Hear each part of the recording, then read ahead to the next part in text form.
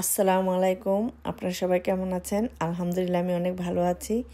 একটু বাইরে ঘোরাঘুরি করলাম। ঘোরাঘুরি করার পরে আমি একটা শপিং মলে ঢুকেছি। সেখানে এক প্যাকেট মুড়ি কিনেছি। মুড়িটা আমার অনেক প্রিয়। তারপর আমি এক প্যাকেট পরোটা কিনবো। এটা তেল ছাড়া পরোটা। এই পরোটাটা আমার অনেক প্রিয়। এই পরোটা আমি যখন ভেজে খাই তখন তেল ওঠে না।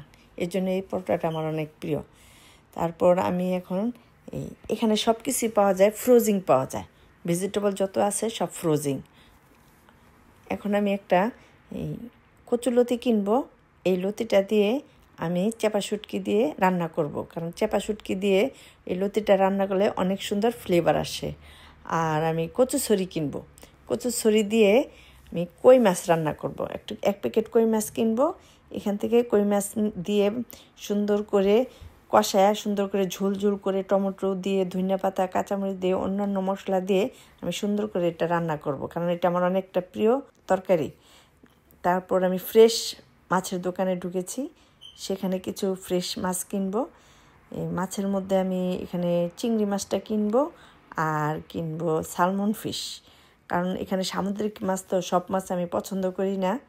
দেখতে অনেক সুন্দর দেখা যাচ্ছে মাছগুলো, সারিভাবে সুন্দরভাবে সাজিয়ে রাখছে। বাংলাদেশের প্রায় মাছের সাথে এগুলো মিলে যায়, যেমন এই তেলাপিয়া মাছ, তারপর রুই মাছ, পোয়া মাছ, বাইলা মাছ, তারপর অন্যান্য অনেক পদের মাছই এখানে দেখা যায়। কিন্তু এই মাছ তো আমি কিনবো না, কারণ এগুলো আমি খাই না। আমি কিনবো শুধু এই সালমন আর চিংড়ি মাছটা। এই দুটোই আমার অনেক প্রিয়।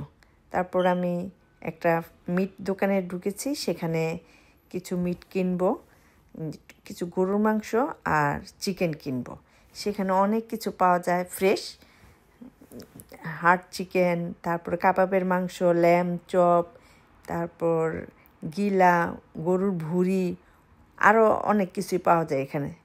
মুরগির রান দেখতে সুন্দর দেখা যাচ্ছে। তারপর ওদের কাছ থেকে এগুলো নিলাম। কেনার পর আমি একটা ভেজিটেবল দোকানে ঢুকেছি।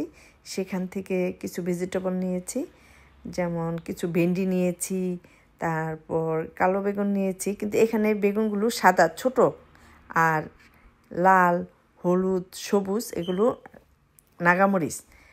আর এখানে কচুরছড়ি পাওয়া যায় ফ্রেশটা, আদা রসুন পাওয়া যায়। তারপর মিষ্টি আলুও পাওয়া যায়, এই লাল আর সাদা, এই দুইটাই পাওয়া যায় বাংলাদেশের মতো আর কি মিষ্টি আলুটা। আর এখানে মাটির নিচে এই আলুটা পাওয়া যায়। এই আলুটা অনেক মজা খাইতে, আমি একদিন খেয়েছি এই আলুটা। তারপর ফ্রুট কিনলাম, একটা ফল, এই ফলটা আমার অনেক প্রিয়।